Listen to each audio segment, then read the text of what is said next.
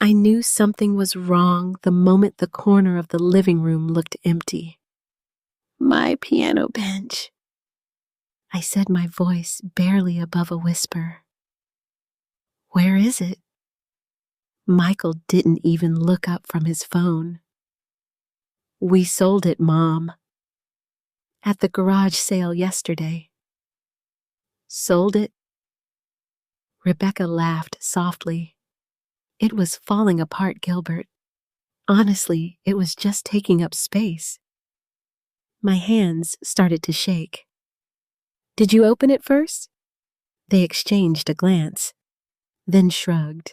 And in that moment, my heart dropped in a way I hadn't felt since the day Arthur died. Because what they had just sold wasn't just a bench. It was the last piece of him I had left. If this story already touches something in your heart, I'd love to hear from you. Tell me where you're watching, from what time it is for you, and what you would have done in my place. Don't forget to like and subscribe. Your support truly means more than you know. I wish I could tell you that the moment I realized my piano bench was gone, something inside my son shifted. That he looked at my trembling hands, at the way my voice cracked when I asked about it, and remembered who I used to be. But that's not what happened.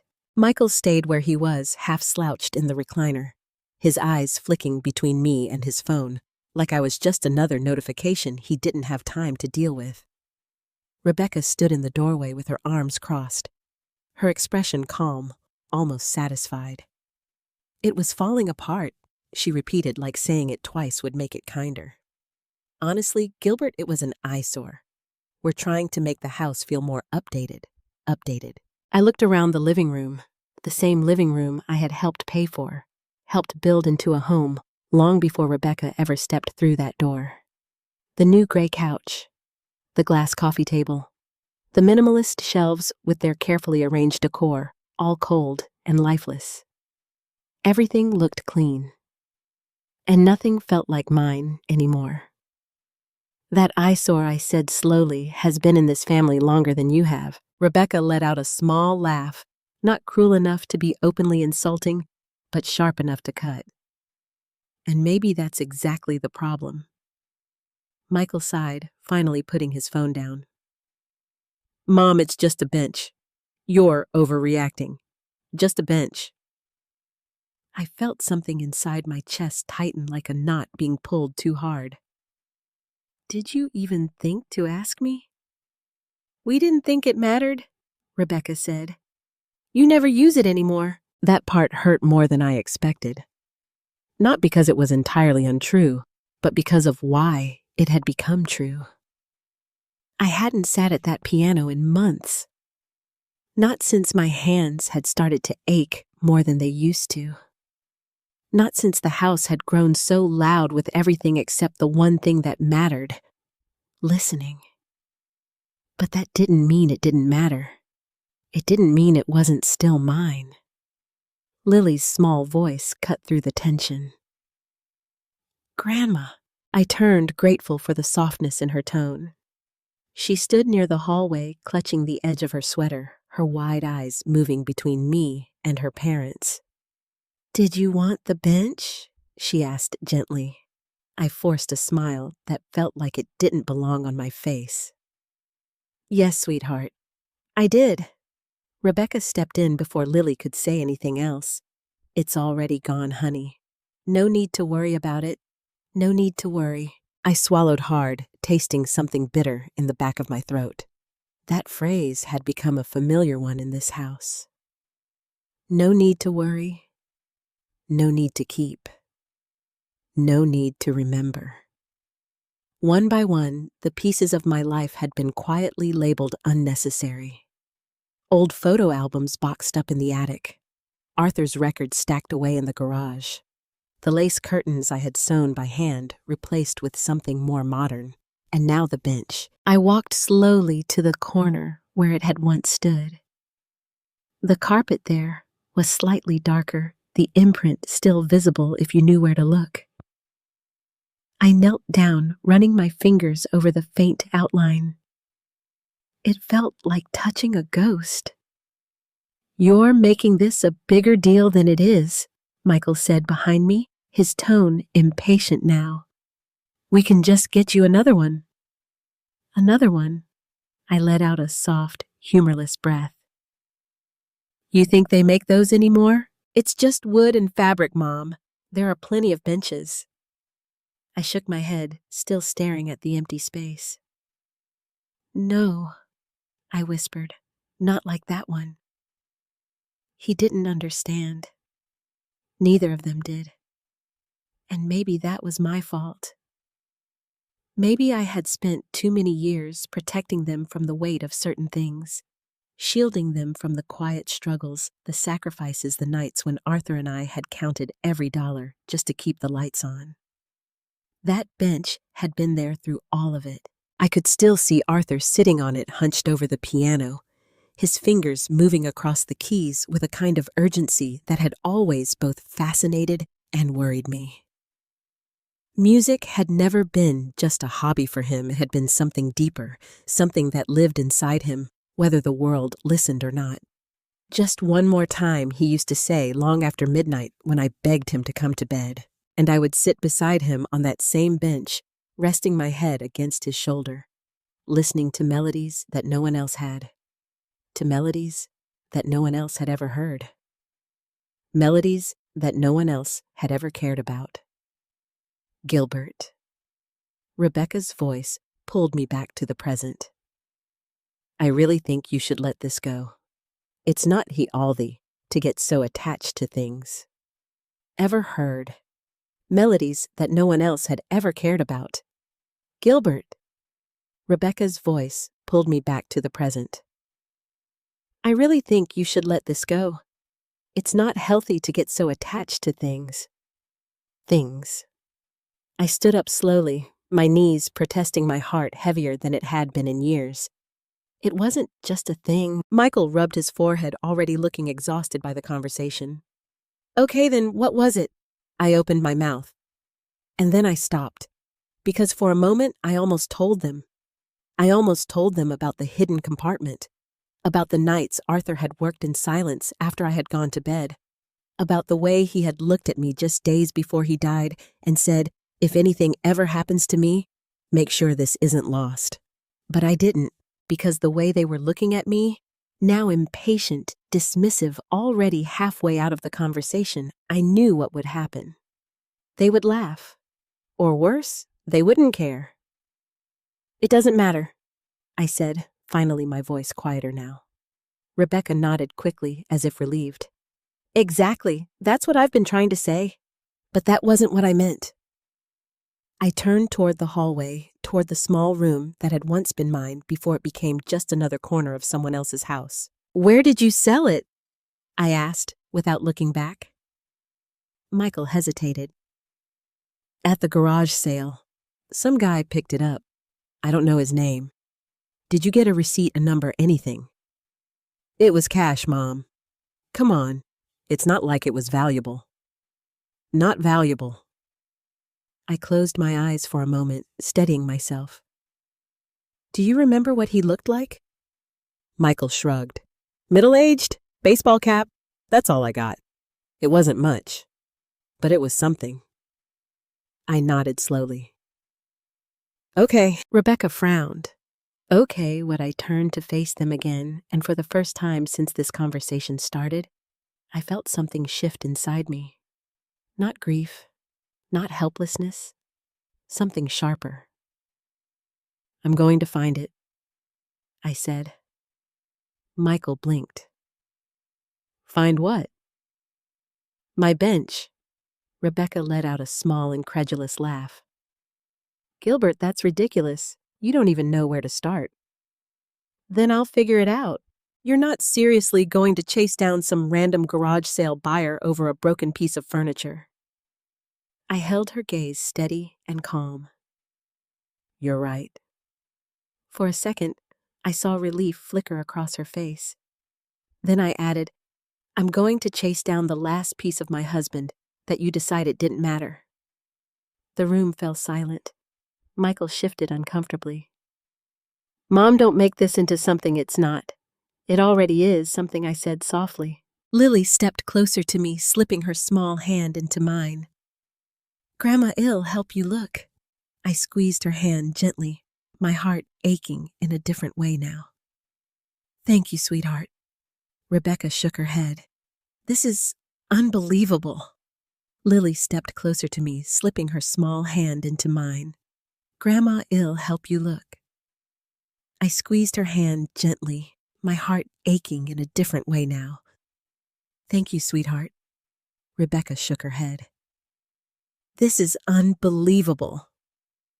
Maybe it was. Maybe it looked foolish from the outside. A woman my age determined to track down an old piano bench that had probably already changed hands again. But they didn't know what I knew. They didn't know what was hidden inside it. And as I stood there, staring at the empty space where it had once been, one thought echoed louder than anything else. If I didn't find it, everything Arthur had left behind would disappear with it. That night, I couldn't sleep. Not because of the argument, though that had left its own quiet ache, but because something deeper had been disturbed. Something that had been sitting quietly in the background of my life for years, waiting, and now suddenly exposed to the risk of being gone forever. I lay in bed, staring at the ceiling, listening to the soft hum of the house settling into the night. Somewhere down the hall, I could hear the faint sound of the television still playing in the living room. Michael had probably fallen asleep in his chair again. Rebecca would follow soon, turning everything off, making sure the house looked as perfect and controlled as she liked it. Perfect. Controlled. Empty. I closed my eyes, and as I did, I saw it again, the piano. Not the one sitting downstairs, now polished, but untouched, more decoration than instrument. No. I saw the piano as it had once been. Alive. Arthur used to say that a piano wasn't just an object. It breathes. He would tell me, smiling that quiet smile of his. If you listen closely, you can hear it waiting. And he was right. I used to hear it too. Back when the house was smaller, noisier, filled with the sound of Michael running through the hallway, as a child, laughter echoing from room to room. Back when every dollar mattered, and every small victory felt like something we had fought for together. Back when that bench wasn't just a place to sit. It was where our life happened. I could still remember the first time we got it. It wasn't new. It wasn't even particularly beautiful. Arthur had found it in a second-hand shop downtown, tucked in the back corner behind a stack of broken furniture. "It has character," he said, running his hand along the worn wood like he was greeting an old friend. I remember laughing. "It looks like it might collapse if you sit on it." He grinned. "Then it'll just have to play fast. We bought it anyway." I think we paid $20 for it, which at the time felt like a risk we couldn't afford. But Arthur insisted, and somehow it became the center of everything. I sat on that bench when I practiced my lessons, trying to stay one step ahead of my students. I sat on it when I taught neighborhood kids, collecting a few dollars at a time just to help cover groceries. Arthur sat on it every night long after everyone else had gone to sleep. That's when his music changed. During the day, he wrote simple pieces, pleasant, safe, the kind of music that people expected. But at night, it was different. Deeper. More honest. Sometimes, I would wake up to the sound of him playing the melody, drifting softly down the hallway. I would wrap myself in a robe and sit beside him, not saying a word, just listening. "Do you think anyone will ever hear this?" I asked him once. He didn't stop playing. "Maybe. That doesn't sound very certain." He smiled faintly. "It doesn't have to be. I just need to know it exists." That was Arthur. He never chased recognition the way others did. He didn't send his work out as often as he should have. He didn't push, didn't demand, didn't force his way into rooms that might have changed his life. He just created. Quietly, faithfully. And I believed in him. Even when the rejection letters came. Even when the bills stacked up. Even when it felt like the world had decided not to listen. Because I heard it. I heard what he was trying to say. The night everything changed, he had been sitting on that same bench, his back slightly hunched, his fingers moving slower than usual. "You should rest," I told him, placing a hand on his shoulder. "In a minute," he said. But that minute stretched longer than it should have. When he finally stopped, he looked at me in a way I had never seen before, calm, but distant, like he was already halfway somewhere else. "It's finished," he said. "The piece?" He nodded. All of it. I remember smiling, brushing a strand of hair from his forehead. "Then tomorrow, we'll celebrate." But he shook his head gently. "No. Tomorrow I need you to do something for me." Something in his tone made my chest tighten. "What is it?" He hesitated, then reached down and tapped the seat of the bench. "I'm going to leave it here. Leave what he looked at me, really looked at me. And for a moment, I felt like time itself had slowed. The part of me that matters most. I didn't understand then. Not fully. But I trusted him. The next morning he showed me. There was a hidden seam beneath the cushion, barely visible unless you knew exactly where to press. When he lifted it, a small compartment revealed itself inside the wooden frame, and inside that compartment, carefully folded, wrapped in protective paper, was the music. His final piece. "If anything ever happens to me," he said quietly, "promise me you won't let this disappear." I laughed softly, trying to push away the unease creeping into my chest. "Nothing's going to happen." But he didn't smile. "Promise me, Gilbert." "If anything ever happens to me," he said quietly, "promise me you won't let this disappear." I laughed softly, trying to push away the unease creeping into my chest. Nothing's going to happen. But he didn't smile. "Promise me, Gilbert." So I did. I promised, and just a few days later, he was gone. A heart attack, sudden and unforgiving. One moment, he was there sitting at that piano, his fingers resting lightly on the keys. And the next, the house was silent. After that, I couldn't bring myself to touch the music. Not at first. It felt too sacred, too heavy. Like opening it would mean accepting that he was truly gone. So I left it where he had placed it, inside the bench. Safe, or at least I thought it was. I opened my eyes, staring into the darkness of my room.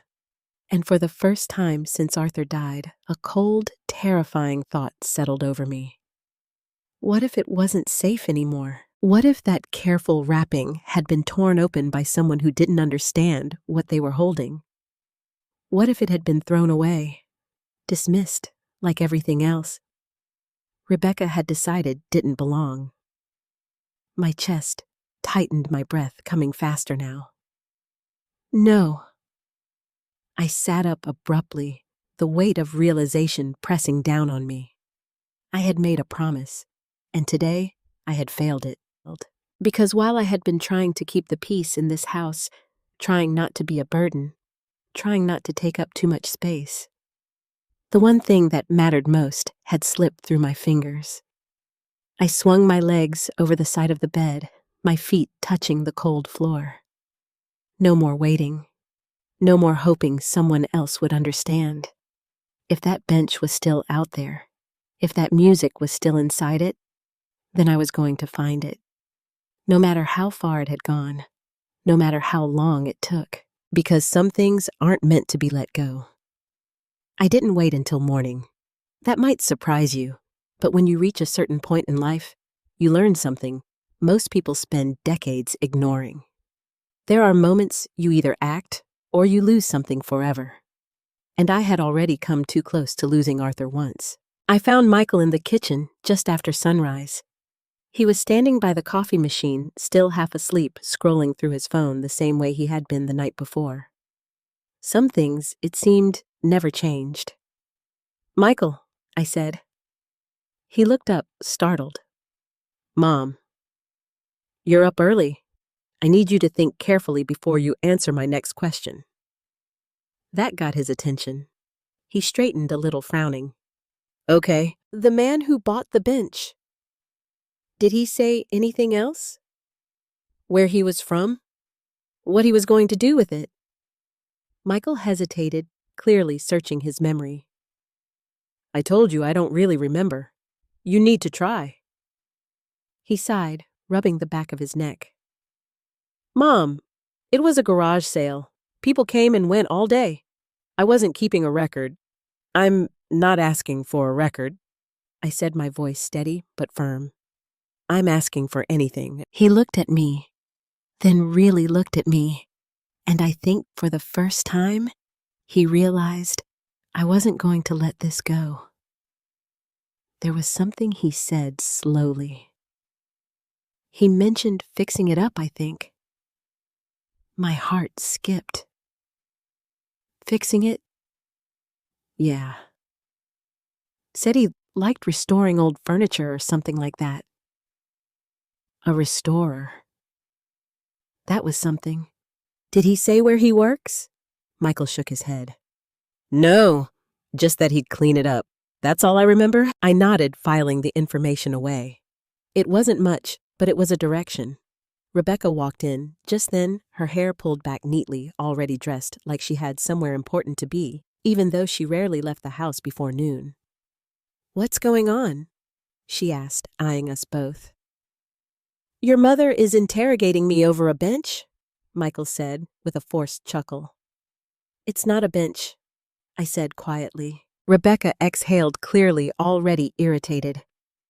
"We talked about this. You need to let it go." "No." The word came out sharper than I expected. For a moment, no one spoke. Rebecca blinked. "Excuse me," I said no. I repeated, calmer now, but just as firm. "I'm not letting it go." She crossed her arms. "Gilbert, this is getting unreasonable." "What's unreasonable?" I said. Meeting her gaze is deciding what matters to someone else without asking them. Michael stepped in, trying to diffuse the tension. Okay, let's just calm down. I am calm," I said. "But I'm also leaving." That caught them both off guard. Leaving, Michael frowned. "Where are you going?" "To find it." Michael stepped in, trying to diffuse the tension. Okay, let's just calm down." "I am calm," I said. "But I'm also leaving." That caught them both off guard. Leaving, Michael frowned. "Where are you going to find it?" Rebecca let out a short laugh like she thought I was joking. "You're serious?" "Yes, you don't even know where to start. I'll figure it out." Michael set his coffee down, his expression shifting from confusion to concern. "Mom, you can't just go wandering around the city looking for some random guy." "I can," I said simply, "and I will." Rebecca shook her head. "This is exactly what I mean. You're turning this into some kind of mission. It's not healthy." I looked at her, really looked at her. The perfectly composed posture, the carefully chosen words, the way everything she said always sounded so reasonable on the surface. And yet somehow everything important always seemed to disappear under her version of reasonable. "Not everything that matters looks practical from the outside," I said quietly. She rolled her eyes. "That's not an answer." "It's the only one you're going to get." Michael ran a hand through his hair. "Mom, at least wait a few days. We can ask around, maybe post something online."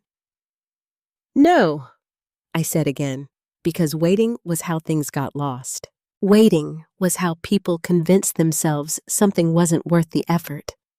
Waiting was how promises were broken. "I'm going today." The room fell silent. Lily appeared in the doorway again, her small face filled with concern. "Grandma, are you going somewhere?" I softened immediately, crouching down to her level. "Just for a little while, sweetheart." To find the bench, I nodded. She hesitated, then reached into her pocket and pulled out something small, a folded piece of paper. "I drew you a map," she said shyly, "of where the garage sale was just in case." My throat tightened. It wasn't a real map, just a child's drawing with crooked lines and little stick figures marking what she remembered. But in that moment, it felt more valuable than anything else in the house. "Thank you," I whispered, taking it carefully. "This helps more than you know." Rebecca sighed loudly. "Lily, you're not encouraging this." "I'm helping Grandma Lily," said her voice small but firm. I squeezed her hand gently. "And I appreciate it." Michael looked between us, clearly torn. "Mom at least let me drive you?" I shook my head. "I can manage." "It's not about managing. It's about safety." "I've been taking care of myself longer than you've been alive," I said not unkindly. That shut him up. Rebecca muttered something under her breath, but I didn't bother asking what it was. Instead, I turned toward the hallway, toward the small room that held what little of my life still remained untouched. As I packed my bag, I felt something I hadn't felt in a long time. Purpose. Not the quiet background kind that comes from routine or obligation, but something sharper, clearer. A direction. For years, I had been adjusting myself to fit into this house. Making myself smaller, quieter, easier to ignore. But this was mine. When I stepped back into the living room, Michael was waiting by the door. "You're really doing this?" he said. "Yes." He hesitated, then handed me a piece of paper. I wrote down the address of the house where we had the garage sale. Maybe someone nearby saw the guy. I took it surprised. "Thank you." Rebecca didn't say anything. She just stood there watching me like I was making a mistake she had already decided I would regret. Maybe I was. But some mistakes are worth making. I paused at the door, my hand resting on the handle. For a moment, I looked back at the room. The clean lines, the quiet emptiness, the space where my bench used to be. And I realized something. It wasn't just the bench that had been taken from me. It was the last place where I still felt connected to who I had been. And I wasn't ready to lose that. Not yet. Not ever.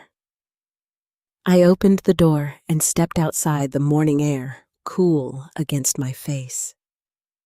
For the first time in a long while, the world felt uncertain again.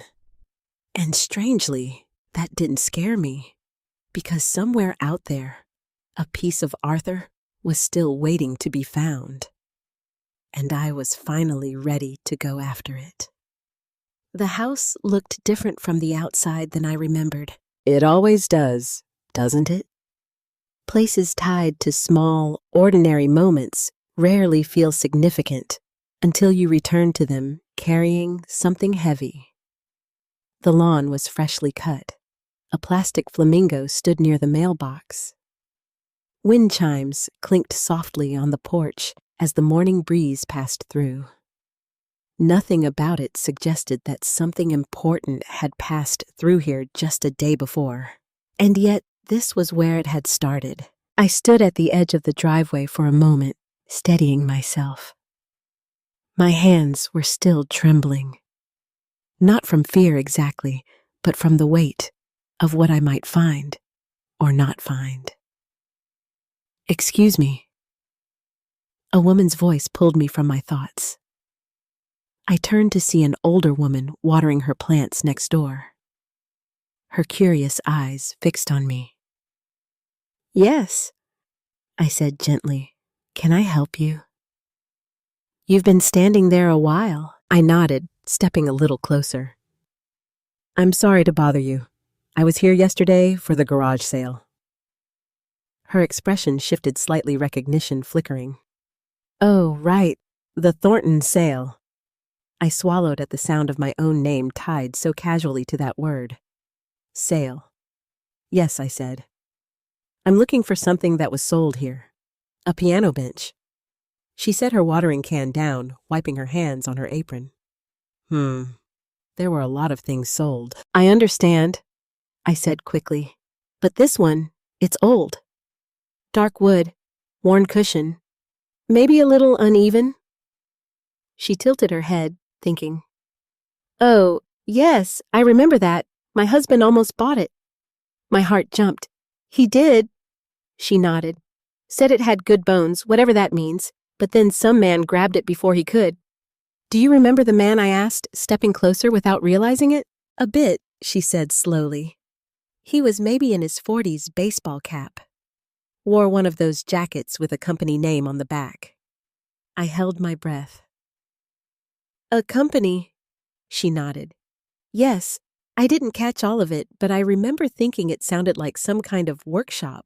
Furniture, maybe. A workshop. I repeated, my mind racing. Yes, she said, snapping her fingers. Something like Brooks Restoration or Brookside Furniture. Something with Brook in it. Brooks. The name echoed in my head. Samuel Brooks. I didn't know it yet, but I would soon. Do you remember anything else? I asked. She hesitated, then smiled faintly. Well, he seemed excited about it. Said he liked pieces with hidden stories. My chest tightened. Hidden stories. If only he knew. Thank you, I said softly. You've helped more than you realize. She waved it off kindly. I hope you find what you're looking for. I nodded, though I wasn't sure if she understood how much that meant. As I turned to leave, my eyes drifted back to the driveway. For a moment, I imagined the scene from the day before, the tables set up, people walking around, hands picking up pieces of my life and assigning them prices. I imagined that man, this stranger, lifting the bench, maybe testing its weight, maybe running his hand along the wood, the same way Arthur used to. Did he feel it? Did he sense that it wasn't just another object, or was it just something he thought he could fix? I shook the thought away. It didn't matter what he thought. What mattered was finding him.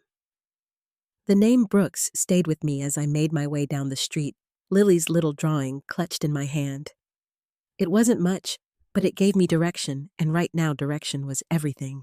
I stopped at a small coffee shop on the corner, stepping inside, not because I was thirsty, but because I needed a moment to think.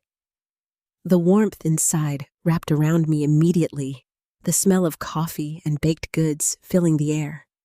It was the kind of place Arthur and I used to visit on quiet mornings before life became too busy, too complicated. I ordered a cup of tea and sat by the window, pulling out my phone. Brooks Restoration, I murmured to myself, typing slowly. A list of results appeared. My eyes scanned them quickly, too quickly, at first my mind jumping ahead of itself. Then I forced myself to slow down. There. Brooks Fine Furniture Restoration. Address listed. Not too far. My heart began to pound, not with panic this time, but with something sharper. Hope. But hope can be dangerous. I knew that, because hope means you have something to lose. I stared at the address for a long moment, my finger hovering over the screen. What if I got there and it wasn't the right place? What if I got there and it was? What if the bench was already gone? What if someone had already opened it? What if the music? No. I closed my eyes, taking a slow breath. One step at a time. That's how Arthur had always approached things. Not rushing, not panicking, just moving forward. I opened my eyes again and stood up, leaving the tea barely touched. This wasn't the time to sit still. The workshop was located in an older part of town, where the buildings still carried the marks of decades past, faded paint-worn brick signs that had been repainted more times than anyone could count. When I finally found it, I almost walked past. The sign was modest, slightly crooked, the words, "Brooks Fine Furniture Restoration," painted in simple black letters. No grand display. No attempt to impress. Just honest work. My chest tightened as I stepped closer, my eyes drawn to the large front window. Inside, I could see pieces of furniture in various stages of repair: chairs, tables, cabinets. And then, there it was. For a moment, the world seemed to go quiet. My breath caught as I stepped closer to the glass, my hand pressing lightly against it. The bench. My bench. It sat near the back of the workshop. Its cushion removed the wooden frame exposed. Tools lay scattered around it, pieces carefully taken apart like someone was trying to understand it piece by piece. Relief hit me first. Sharp, overwhelming. It was still here, but just as quickly another feeling followed. Fear. Because the bench wasn't whole anymore. And if it wasn't whole, then what had already been uncovered? I didn't realize I was holding my breath until the door opened behind me. "You looking for something?" I turned slowly. A man stood in the doorway wiping his hands on a cloth. His eyes curious but not unkind. Mid-40s, baseball cap, work jacket. And on the back of that jacket, the name. Brooks. My heart pounded so loudly I was sure he could hear it. I started my voice unsteady. Then I looked past him, back at the bench. And everything else faded away. I believe I said quietly, "You have something that belongs to me." The man didn't move right away. For a moment, he just stood there, studying me, his eyes flicking from my face to my hands, then past me to the window, where the bench sat partially dismantled. "I get a lot of people coming in here saying things belong to them," he said, finally, his tone calm but guarded. "Usually after they realize what something's worth." "This isn't about money," I said. He raised an eyebrow slightly. "It usually is." I took a slow step closer, my gaze never leaving his. "My name is Gilbert Thornton. That bench was sold yesterday at a garage sale from my son's house." Something shifted in his expression just slightly, but enough for me to notice. "I bought it from a man named Michael," he said. Didn't mention anything about it belonging to someone else. "It did," I replied, "and it still does." He leaned against the doorframe, crossing his arms. "You have any proof?" I almost laughed at that, not because it was funny, but because of how strange it felt to be asked to prove ownership of something that had been part of my life for decades. "No paperwork," I admitted. "No receipt. Just memory." He didn't look convinced, and I couldn't blame him. From his perspective, I was just another person walking in off the street, making claims over something he had legally purchased. But from mine, that bench was never meant to leave. "I'm not asking you to take my word for it," I said carefully. "I'm asking you to let me see it." He hesitated, then he stepped aside. "5 minutes," he said. "That's all I can give you right now." It was enough. I walked past him slowly, my heart pounding with every step as I moved deeper into the workshop. The smell of wood varnish and metal filled the air. Strange comfort, like stepping into a place where things were repaired instead of discarded. And there it was. Closer now. Exposed. The cushion had been removed, completely resting on a nearby table.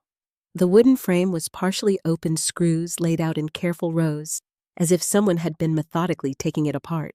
My chest tightened at the sight. Arthur had always treated that bench with quiet respect, even when it was worn, even when it creaked slightly under weight. He had never tried to fix it in the way others might, because to him, it wasn't broken.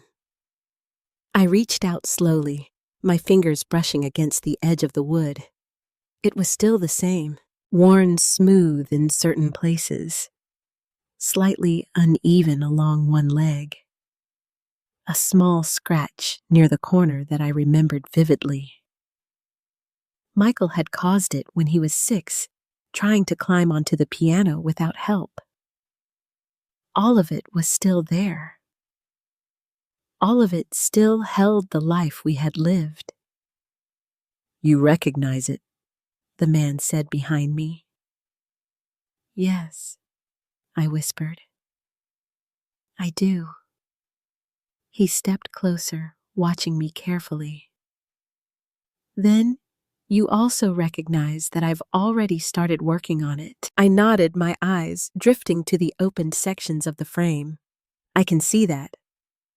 "I paid for it," he added. "And I've put time into it," he added. "And I've put time into it, ready." "I understand." He frowned slightly. "Do you—" I turned to face him fully now. "Yes, which is why I'm not here to argue about what you paid or what it's worth. Ready." "I understand." He frowned slightly. "Do you—" I turned to face him fully now. "Yes, which is why I'm not here to argue about what you paid or what it's worth. Then, what are you here for?" I hesitated. This was the moment. The line between holding back and trusting a stranger with something deeply personal. "I need to open it," I said. His expression shifted again, this time with curiosity. "Open it?" "I've already opened most of it, not all of it." He studied me for a long moment. "What exactly are you looking for?" I took a breath. "A compartment." His eyes narrowed slightly. "A compartment? Yes, I didn't see anything like that." "You wouldn't," I said quietly. "Not unless you knew where to look." Silence settled between us. He glanced at the bench, then back at me. "Hidden compartments aren't exactly common in something like this." "No," I said. "But this one has one. And what's inside it?" he asked. I looked at him, really looked at him, trying to decide, trying to measure whether he was the kind of person who would understand or the kind who would see it as just another object to evaluate. "A piece of music," I said finally. He blinked. "Music. A handwritten composition." He let out a small breath somewhere between surprise and disbelief. "You're telling me there's sheet music hidden inside that bench?" "Yes, and it's worth tracking down like this." I held his gaze. "It's everything." Something in my voice must have reached him, because his posture softened. Just a little. "All right," he said slowly. "Show me." Relief flooded through me so suddenly, I had to steady myself. "Thank you," I whispered. I moved closer to this bench, my hands hovering over the exposed wood. Arthur had shown me once. Only once, but I remembered. "You have to press here," I said, placing my fingers along the inner edge of the frame. "Not too hard, just enough to release the latch." The man, Samuel Brooks, though he hadn't introduced himself, yet leaned in slightly, watching closely. I pressed. Nothing happened. My heart skipped. "No," I murmured, adjusting my hand slightly. "It's here." "I know it is." I tried again. Still nothing. A cold wave of panic washed over me. Had it been damaged? Had he already removed it without realizing? Had it— "Wait," Samuel said, stepping closer. "Try shifting the angle. Sometimes old wood warps a bit." I nodded quickly, swallowing the rising fear. Carefully, I adjusted my grip, pressing slightly lower this time. There was a soft click, barely audible, but unmistakable. Samuel's eyes widened slightly. I heard that. So did I. Slowly, carefully, I lifted the section of wood. And there it was. A second layer. Hidden deeper inside the frame than the first compartment he had already uncovered. For a moment, neither of us spoke. We just stared. "Go on," he said quietly. My hands trembled as I reached inside. For a terrifying second, I felt nothing. Just empty space. My breath caught. No, it can't be. Then my fingers brushed against something. Paper, folded, carefully wrapped, exactly where Arthur had left it. A sound escaped me, half laugh, half sob, as I pulled it out. My hands shaking uncontrollably now. It was still there. After everything, it was still there. I held it close to my chest, closing my eyes as the weight of the moment finally crashed over me. "I found it," I whispered. Samuel exhaled slowly beside me. "I'll be honest, I didn't think you would." I opened my eyes, looking down at the worn paper, the edges slightly yellowed with time. Arthur's handwriting was faintly visible through the folds. Proof. Not just of the music, but of him. And in that moment, I realized something that made my chest tighten again, not with fear this time, but with something deeper. This wasn't just about finding the bench anymore. It was about what came next. Because now that the music had been found, the question wasn't whether it still existed. The question was, what was I going to do with it? For a long time, I didn't unfold the paper. I just stood there in the middle of that workshop, holding it in both hands, like something fragile, something sacred. My fingers trembled against the worn edges, my breath uneven, as if opening it too quickly might somehow break the moment. Samuel didn't rush me. He stepped back slightly, giving me space, though I could feel his eyes on me. Curious, cautious, trying to understand what kind of thing could make a person react like this over a stack of old pages. "Take your time," he said quietly. I nodded, though I wasn't sure if I was ready. Because this wasn't just paper. This was the last time Arthur had ever spoken to me, in the only way he truly knew how. Slowly, carefully, I unfolded the outer layer. The paper crackled softly with age, the sound sharp in the quiet room. Inside another layer protective, deliberate, as if he had known exactly how long this would have to last. My hands moved almost automatically, guided more by memory than thought. And then, there it was. The first page, Arthur's handwriting. I felt something inside my chest collapse and rebuild at the same time. I had almost forgotten what it looked like. The slight slant of his notes, the way his markings were always precise, but never rigid, like he trusted the music to breathe on its own. For a moment, I couldn't see anything else. Just the ink, the shape of his thoughts, the proof that he had been here, that he had created something that still existed even after everything else had been taken from him. "It's real," Samuel murmured beside me, stepping a little closer now. I nodded, unable to speak.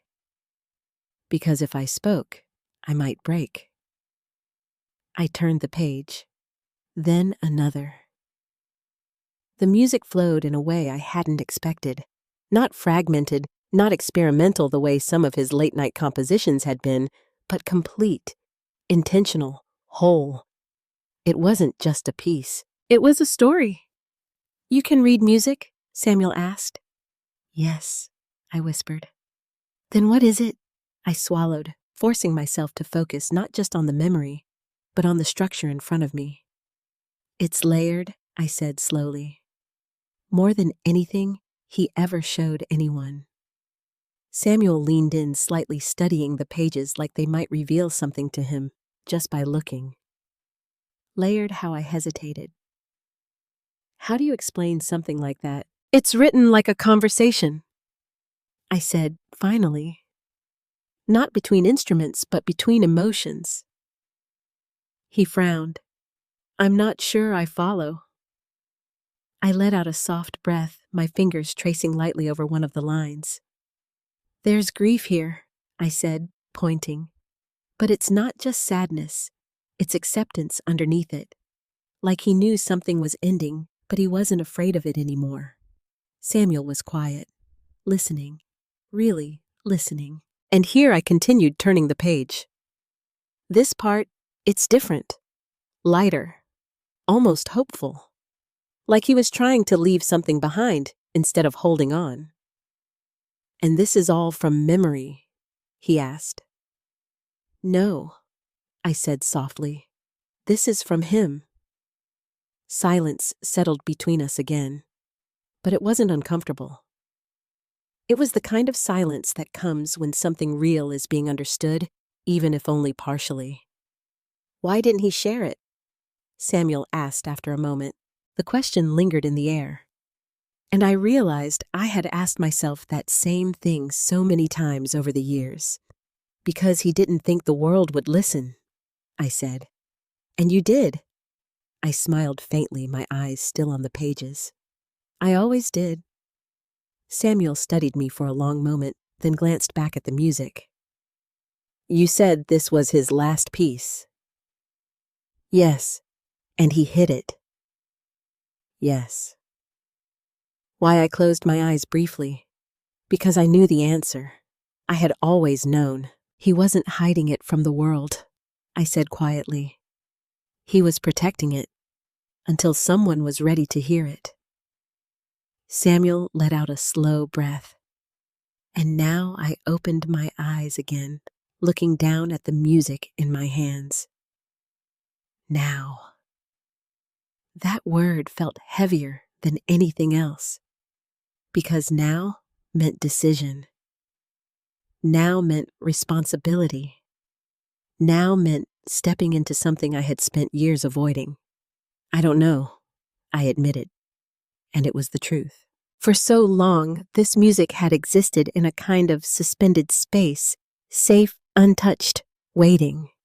But now that it was here, now that it had been found, it was no longer just memory. It was possibility. Samuel nodded slowly, as if he understood more than he let on. "Well," he said, stepping back slightly. "Whatever you decide, you should know something." I looked up. "This isn't just something you tuck away again," he continued. "I've worked on a lot of old pieces. Furniture instruments, things people thought didn't matter anymore." He gestured toward the bench behind us. "But every now and then you come across something that shouldn't have been forgotten in the first place." My chest tightened. "And this," he added, nodding toward the pages in my hands. "This feels like one of those things." I swallowed hard, the weight of his words settling into me. Because deep down, I already knew that. I had just been too afraid to admit it. "I made a promise," I said quietly. "To him?" "Yes."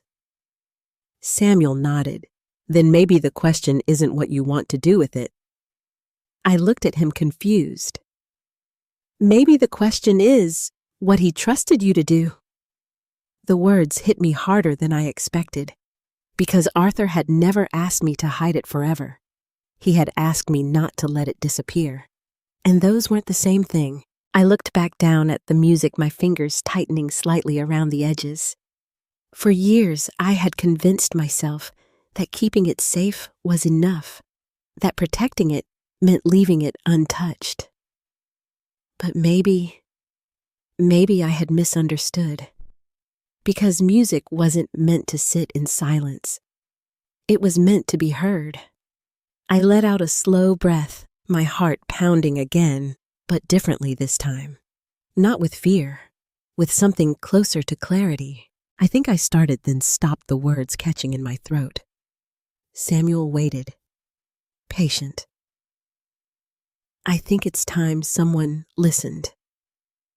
The moment the words left my mouth, something shifted inside me. Not completely, not all at once, but enough. Enough to know that whatever came next, I wasn't going to face it the way I had faced the past.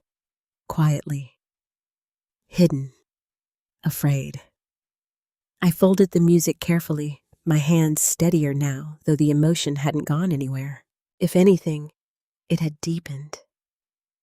Because this wasn't just about Arthur anymore. This was about what he had left behind, and whether I was strong enough to carry it forward. I need help, I said. Samuel nodded immediately. I figured you might. I looked at him, really seeing him for the first time, not just as the man who had taken apart my bench, but as someone who understood the value of things others overlooked. Do you know anyone? I asked slowly. Who could look at this and understand what it is? A small smile formed at the corner of his mouth. I might, he said. And just like that, the story Arthur had started all those years ago was about to be heard. Samuel didn't answer right away. Instead, he walked over to a nearby workbench, setting down the cloth he had been holding earlier. For a moment, he seemed to be thinking not casually, not dismissively, but carefully, as if he understood that whatever he said next might change the direction of everything that followed. I know someone, he said finally. But before I give you a name, you need to understand something. I held the folded music tighter against my chest. What? The moment you show this to the right person, he continued, it stops being just yours. The words settled into me slowly. Not yours. I frowned slightly. What do you mean?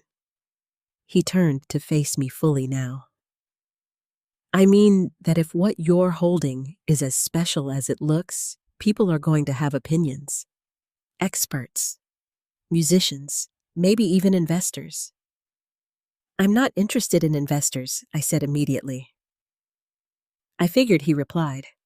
But they'll be interested in you. I hesitated, because deep down I understood what he was saying. For years, this music had existed in a quiet, protected space.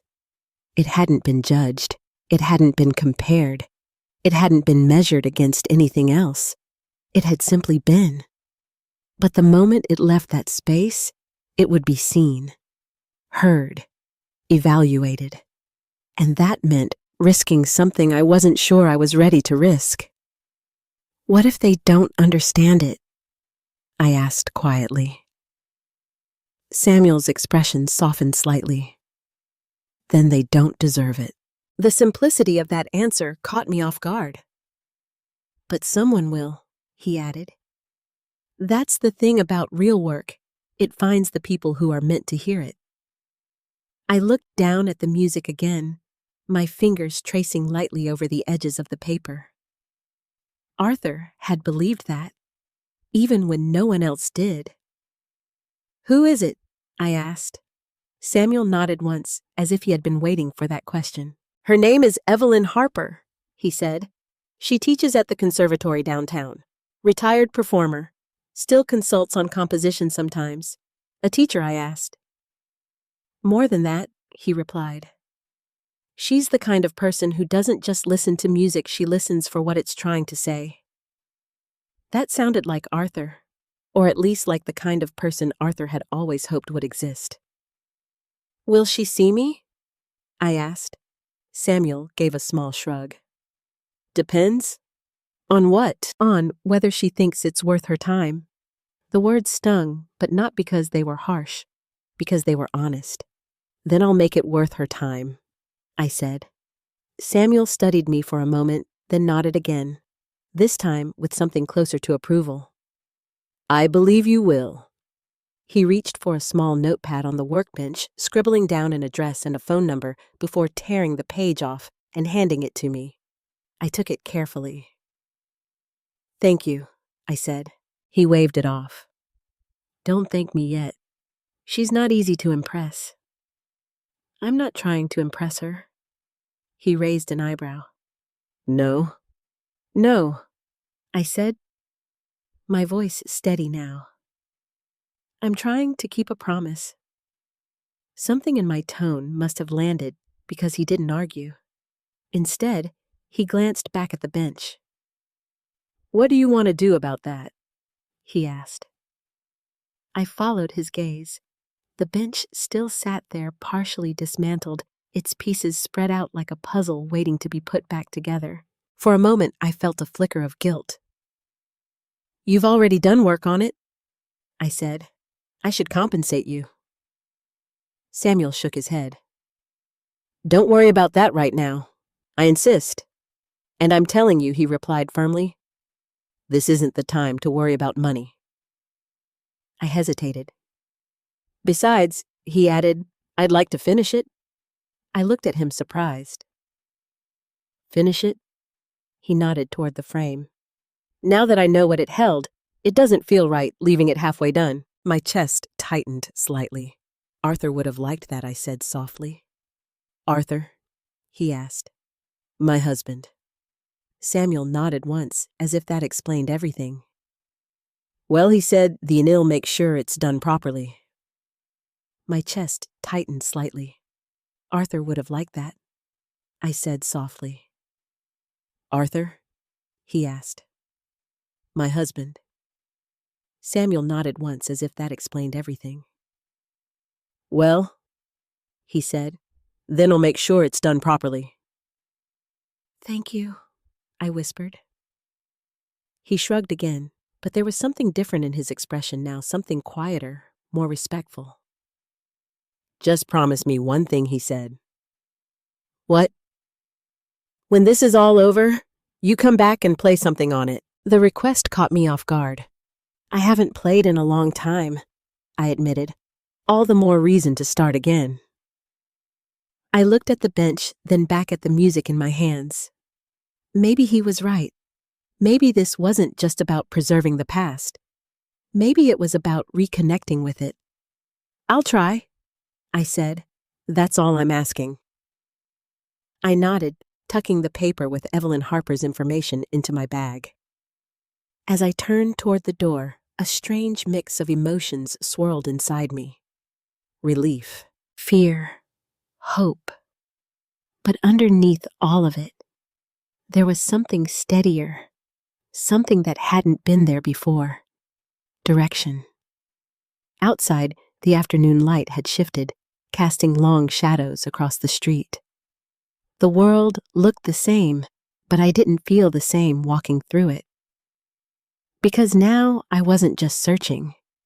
I had found something, and finding something means you have to decide what to do with it. I paused on the sidewalk, pulling the folded music out once more. For a moment, I just held it there, letting the breeze brush lightly against the edges. You always believed it mattered, I whispered softly. The wind didn't answer. But somehow, it felt like he heard me anyway. I carefully placed the music back in my bag, closing it securely this time. Then I looked down at the address in my hand. Evelyn Harper. The next step. I didn't know what she would say. I didn't know how she would react. I didn't know if she would hear what I had always heard. But I did know one thing. I wasn't going to hide this anymore. Because Arthur hadn't created something to be hidden. He had created something to be heard. And for the first time since the day I lost him, I felt ready to let the world listen. I started walking. The conservatory building stood tall and quiet, like it had nothing to prove. That was the first thing I noticed. No flashy signs, No grand display, just aged stone tall windows and a stillness that felt intentional. The kind of place where sound wasn't wasted, where it was meant to mean something. I stood at the bottom of the steps for a moment, my hand resting on the strap of my bag. Inside that bag was Arthur, or at least the closest thing I had left of him. For a brief second, doubt crept in. What if Samuel was wrong? What if Evelyn Harper took one look at the pages and dismissed them as amateur work? What if everything I had believed for years, everything I had held on to, was just hope, dressed up as certainty? My fingers tightened slightly. No, I hadn't come this far to turn back now. I climbed the steps. Inside, the building smelled faintly of polished wood and old paper, like history preserved and respected. The hallway stretched out in front of me, lined with doors, each one marked with small brass plaques. Piano practice room, composition lab, faculty offices. The words alone made my heart beat faster. This was Arthur's world, or at least the world he had always circled but never fully entered. I approached the front desk where a young man sat typing on a computer, his posture straight, his expression polite but distant. "Can I help you?" he asked. "I'm here to see Evelyn Harper," I said. He glanced at the clock, then back at me. "Do you have an appointment?" "No," I admitted. His expression shifted immediately, professional but firm. "I'm sorry, she doesn't usually take walk-ins." "I understand," I said, keeping my voice calm. "But this is important." He gave a small, practiced smile. "I'm sure it is, but Professor Harper has a full schedule today." I nodded slowly. Of course she did. People like her didn't have time for strangers carrying stories wrapped in old paper. "Could you at least let her know?" "I'm here?" I asked. "My name is Gilbert Thornton." He hesitated, clearly weighing whether it was worth the interruption. Then he shook his head. "I'm really sorry. If you'd like, I can give you her assistant's contact information." Before I could respond, a voice echoed from down the hallway. "That won't be necessary." We both turned. An older woman stood at the far end of the corridor, her posture straight, her silver hair pulled back neatly.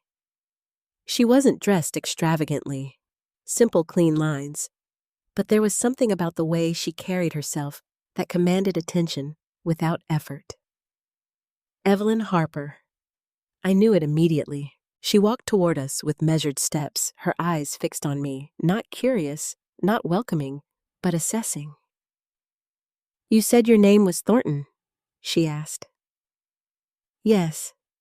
She stopped a few feet away, studying my face, like she was trying to place something. "Why are you here, Mrs. Thornton?" There was no softness in her tone, no small talk, just a direct question. I reached into my bag, slowly pulling out the folded music. "I have something I need you to hear," I said. Her eyes flicked to the paper in my hands. For a moment, her expression didn't change. Then something shifted, just slightly. "Come with me," she said. The young man at the desk looked surprised, but didn't question it. I followed her down the hallway, my heart pounding louder with every step.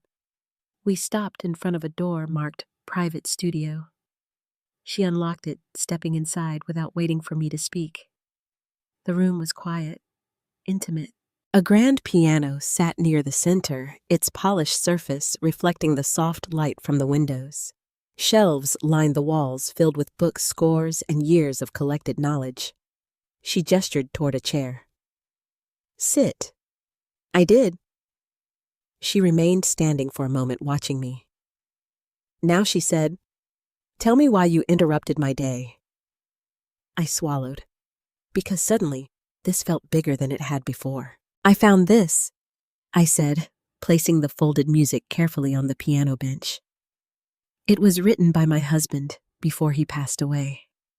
She didn't move. "And you believe it's important?" she asked. "I believe it was meant to be heard." Her gaze sharpened slightly. "That's not the same thing."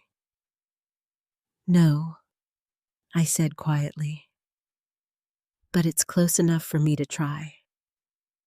Silence filled the room. Then, without another word, she stepped forward and picked up the pages. Her movements were precise, controlled, practiced. She unfolded the paper slowly, her eyes scanning the first page, and then she stopped. Completely. The room felt different, heavier, like something had shifted even if I couldn't yet see what. She didn't speak, didn't react, just read. One page, then another. Her brow furrowed slightly, her fingers adjusting the paper as if trying to align something in her mind. Minutes passed. I didn't interrupt. I didn't breathe. I just watched. Because whatever was happening in that moment, it mattered. Finally, she exhaled. Not dramatically, just quietly. But it was enough to break the stillness. "Where did you say this came from?" she asked, her voice lower now. "My husband," I repeated. "Arthur Thornton." She nodded slowly, as if the name itself wasn't what mattered. "This isn't amateur work," she said. My chest tightened. "No, it wasn't. I know," I whispered. She glanced at me briefly, then back at the pages. "There are structural elements here that suggest formal training, but also deviations that are intentional." She turned another page, her eyes narrowing slightly. "This section?" she murmured. "This shouldn't work, but it does," I said softly. She looked at me then. Really looked at me. And for the first time since I had entered the room, there was something else in her expression. Not just evaluation, not just curiosity. Recognition. "Yes," she said quietly. "It does." She turned back to the piano, setting the pages down carefully on the stand. "What are you doing?" I asked, my voice barely above a whisper. She didn't answer. Instead, she adjusted the bench, sat down, and placed her hands lightly on the keys. For a moment, she didn't play. She just sat there, reading, listening, preparing. Then, the first note sounded, soft, clear, and unmistakably alive. I felt it immediately, not just in my ears, but in my chest. The room seemed to shift around us, the air itself responding to the sound. She moved through the opening carefully, almost cautiously, as if testing the weight of each note. Then, something changed. Her posture straightened slightly. Her hands moved with more certainty. And the music began to unfold. I closed my eyes. Because I knew it. I knew it in a way that went beyond memory. This was Arthur. Not just the notes, not just the structure, but the feeling, the conversation he had written into every line. Grief, hope, letting go, holding on, all of it. For the first time since the day he played it for me, I was hearing it again. And this time, I wasn't the only one listening. When the final note faded, the room fell into a silence that felt almost sacred. Evelyn didn't move right away, neither did I. Then slowly she lifted her hands from the keys and turned to me. "You said he's gone," she said. "Yes." She nodded once. Then, "This changes things." My heart skipped. What do you mean? She stood stepping away from the piano, her expression no longer distant, focused, intent. I mean, she said, this isn't something that stays in a drawer. The words echoed in my mind, just like Samuel's had, not something that stays hidden. Do you understand what you have? She asked. I hesitated, because for years I thought I did, but now I think I'm starting to, I said. She studied me for a long moment, then she nodded. Good, she said, because the next step was going to change everything. I didn't realize I had been holding my breath until Evelyn Harper walked past me. Close the door, she said. I turned quickly, doing as she asked, the soft click of the door sealing us inside the room again. It felt different now. Not like a place I had entered as a stranger, but like a place where something had already begun. Evelyn stood near the piano, her arms folded not defensively, but thoughtfully. Her eyes were still fixed on the sheet music, though she wasn't touching it anymore. You said your husband wrote this? She said. Yes. How long ago? Years, I answered, before he passed. And he never published it, never shared it? No. She nodded slowly, absorbing that. Do you know how unusual that is? She asked. I hesitated. I know he didn't believe people would listen. That's not what I asked. Her tone wasn't harsh, but it was precise. I'm asking if you understand what it means for something like this to exist without a record. No performance history, no academic reference, no context beyond your word. I swallowed, because I did understand, or at least I was starting to. It means you don't have to believe me, I said quietly. Evelyn's gaze shifted to me again. No, she said. It means I have to be careful. The words landed heavily.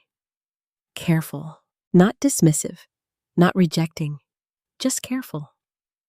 And somehow that felt more serious than anything else she could have said. I'm not asking you to take a risk, I said. I'm asking you to listen. I already did. And she didn't answer right away. Instead, she walked back to the piano, her fingers lightly touching the edge of the keys, not playing, just grounding herself in the space. Technically, she said slowly, it's strong, very strong. The structure is complex but not chaotic. The emotional progression is deliberate. She paused. But it's not just technical. My chest tightened. What is it then? I asked. She turned to face me fully. It's honest. The word hit harder than anything else. Because that was exactly what Arthur had always been. Not perfect, not polished, but honest. That's why it works, she continued. That's why it holds together even in places where it shouldn't. I felt my eyes sting slightly. You hear him? I said softly.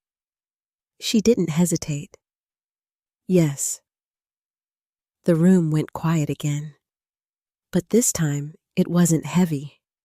It was steady, like something had finally been acknowledged. So, what happens now? I asked. Evelyn walked slowly toward me, stopping just a few feet away. That depends on you. On me? Yes, I frowned slightly. I thought you would tell me what to do. She shook her head. No, that's not my role. Then what is? To tell you the truth, she said. And the truth is this, if you choose to bring this into the world, it will not remain untouched. My fingers tightened slightly around the strap of my bag. People will analyze it, she continued, interpret it, critique it. Some will misunderstand it. Some will try to claim it. Some will reduce it to something simpler than what it is. I felt a flicker of unease. And some? I asked. Her expression softened, just slightly. Some will hear it exactly the way it was meant to be heard. I exhaled slowly, because that was the part that mattered. That's enough, I said. She studied me carefully. Is it? Yes. She didn't look convinced. Mrs. Thornton, she said, her voice quieter now. Once this is out there, you don't get to control how people respond to it. I know. Do you? I met her gaze. I've already spent years controlling it by keeping it hidden, I said, and all that did was keep it silent. That seemed to reach her, because she didn't argue this time. Instead, she nodded once. Then we need to do this properly. My heart skipped. I repeated. Yes. The word felt bigger than it should have. You're willing to help? I asked. I'm willing to make sure it's not mishandled, she said. It wasn't warm. It wasn't emotional, but it was real. And right now, that was enough. What does properly mean? I asked. She turned, walking toward a shelf lined with thick binders and notebooks. She pulled one out, flipping it open as she spoke. It means documentation, verification, establishing authorship as clearly as possible. I nodded, following her words carefully. Do you have anything else? She asked. Other compositions, letters, notes. I hesitated. Yes, I said slowly.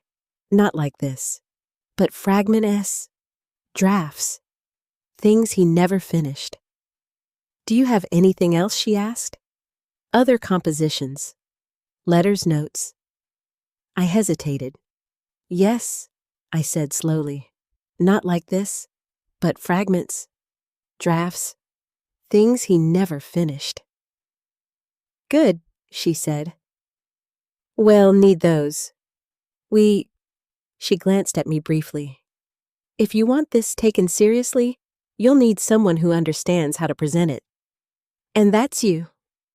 For now. Something in her tone suggested that this was just the beginning. Will people believe it's his? I asked. That depends on what we can show. I nodded. Because that made sense. Proof mattered, even when truth felt obvious. And the music? I asked. What happens to it? Evelyn closed the binder, her expression sharpening slightly. It gets performed. The words echoed in the room. Performed, not stored, not archived, not hidden. Heard. My chest tightened. When I asked, she tilted her head slightly. You're eager. I've been waiting for years. That seemed to catch her off guard. Just for a second. Then you'll have to wait a little longer, she said, because if we do this, we do it right. I nodded, even though every part of me wanted to hear it again immediately. To perform something like this, she continued, you need preparation, rehearsal, context, and you'll do that, I asked. She hesitated. Then, yes. The word was quiet, but it carried weight, because this wasn't just a favor. This was a commitment, and I felt it deeply. What do you need from me? I asked. Evelyn stepped closer, her gaze steady. I need you to be honest, she said. I am. I need you to be patient. I nodded, and I need you to be ready for what happens when people finally hear this. I took a breath, because that part still scared me, but not enough to stop. I am, I said, and for the first time since I walked into that building, I believed it. Evelyn studied me for a long moment. Then she nodded. All right, she said, because now there was no going back. The first time Evelyn said the word performance, it felt distant, abstract, like something that belonged to a future version of me. Someone braver, someone more certain. But 2 weeks later, it felt real. Too real. I stood in the same private studio watching as a younger pianist, no older than 30, sat at the grand piano, her fingers hovering above the keys. "This is Daniel Reyes," Evelyn said beside me. "He's one of the few I trust with something like this." Daniel nodded respectfully in my direction, though his eyes quickly returned to the sheet music in front of him.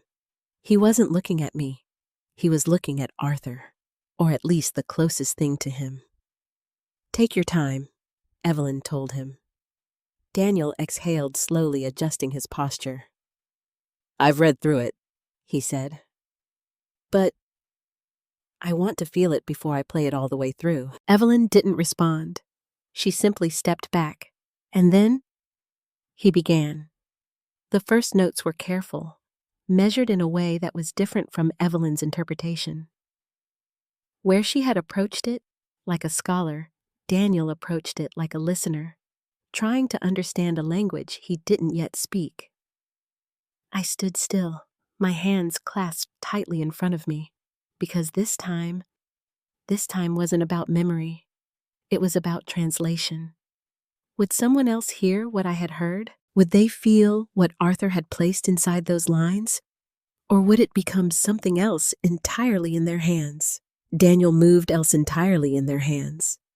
Daniel moved through the opening slowly, his fingers pressing into the keys with a softness that surprised me. Then, something shifted. Just like it had with Evelyn. His shoulders relaxed, his movements became more fluid, and the music through the opening slowly, his fingers pressing into the keys with a softness that surprised me. Then, something shifted, just like it had with Evelyn. His shoulders relaxed, his movements became more fluid, and the music began to breathe. I felt it again. That same tightening in my chest. That same quiet pull, like something was being revealed piece by piece. But this time, there was a difference. Because this time, I wasn't alone. Evelyn stood beside me, her expression unreadable. Daniel continued playing, moving deeper into the composition, into the places where the structure bent slightly, where the emotion took over. And when he reached the middle section, he stopped. Completely. The sound cut off so abruptly that it felt like something had been taken away mid-sentence. "Sorry," he said, pulling his hands back from the keys. "I need a second." The sound cut off so abruptly that it felt like something had been taken away mid-sentence. "I'm sorry," he said, pulling his hands back from the keys. "I need a second." Evelyn stepped forward slightly. "What is it?" Daniel shook his head, running a hand through his hair. "This part, it's not written the way it feels." My heart skipped. "What do you mean?" I asked. He looked at the sheet again, frowning. "On paper, it looks like it should resolve one way, but when you play it, it wants to go somewhere else." I felt a strange sense of recognition. "Yes," I said softly. "Arthur used to do that." He looked at the sheet again, frowning. "On paper, it looks like it should resolve one way, but when you play it, it wants to go somewhere else." I felt a strange sense of recognition. "Yes," I said softly. "Arthur used to do that." Daniel glanced at me surprised. "On purpose?" "Yes." Evelyn's eyes narrowed slightly. "Show me." Daniel shifted on the bench, playing the section again, slower this time, isolating the notes. Evelyn stepped closer, her attention fully locked onto the keys. He stopped again. "It's like it's holding something back," he said, "like it's not saying what it actually wants to say." I took a step forward before I even realized I was moving. "May I?" I asked. Both of them looked at me. Daniel hesitated, then nodded, sliding off the bench. I sat down slowly. It had been years. Years since my hands had touched piano keys like this. For a moment, I just rested them there, letting the memory return. The weight, the spacing, the quiet expectation. Then I began. Not from the beginning, from that section, the one Daniel had stopped at. My fingers moved hesitantly at first, then, with growing certainty, as the familiar pattern settled back into my hands. And when I reached the moment where the music seemed to hesitate, I didn't follow the written note exactly. I leaned into it, slightly, just enough. And then I let it resolve, the way Arthur had shown me. Not the way it was written, the way it was meant. The sound that followed filled the room differently, more complete, more honest. When I finished, the silence felt heavier than before. I looked up. Daniel was staring at me. Evelyn, too. "What did you just do?" Daniel asked. "I listened," I said. "That's not what's on the page." "I know." Evelyn stepped closer, her eyes sharp now. "Explain it." I hesitated, because I didn't have the kind of explanation they were used to. "It's not about the note," I said slowly. "It's about the space around it." Daniel frowned. "The space?" He wrote it that way so it wouldn't feel forced. I continued. "If you play it exactly as written, it sounds contained." "And what you did?" Evelyn asked. "I let it breathe." Silence. Then Evelyn turned back to the sheet music, her fingers tracing lightly over the notes. "He expected interpretation," she murmured. "Yes," I said, "but not just any interpretation. Specific," Daniel added quietly. "Personal," I corrected. Evelyn looked at me again, her expression no longer just analytical. It was impressed. Just analytical. It was impressed. Not dramatically, not openly, but undeniably. "You've played this before," she said. Once I answered. When, years ago. With him. Daniel exhaled slowly, shaking his head slightly. "That explains it. Not dramatically, not openly, but undeniably." "You've played this before," she said. Once I answered. When years ago. With him. Daniel exhaled slowly, shaking his head slightly. "That explains it. Explains what I asked. Why it feels incomplete without you." The words landed harder than I expected, because I had spent so long thinking of myself as the keeper of the music, not part of it. But maybe I had been wrong. Evelyn straightened her posture, shifting again into something more decisive. "This changes the approach," she said. "How I asked. We don't just present this as a recovered composition," she replied. "We present it as a collaborative interpretation." I blinked. "Collaborative? You and him," she said simply. My heart tightened.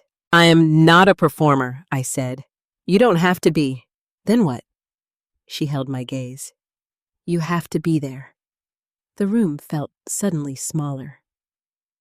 "Why I asked? Because without you," she said, "this becomes just another piece of music. And with me, it becomes a story." I swallowed. Because that word, story, that was what this had always been. Not just notes, not just structure, but something lived, something felt. Daniel nodded slowly. "She's right." I looked between them, the weight of their words settling into me. "This isn't just about playing it correctly," he added. "It's about understanding why it was written the way it was. And you're the only one who can explain that." Evelyn finished. I felt my hands tremble slightly, not from fear, from realization, because this wasn't just about sharing Arthur's work anymore. It was about stepping into it, standing beside it, letting myself be seen as part of it. "I don't know if I can do that," I admitted. Evelyn didn't soften. "You can," she said. "You just haven't yet." I looked down at the keys, my fingers still resting lightly against them.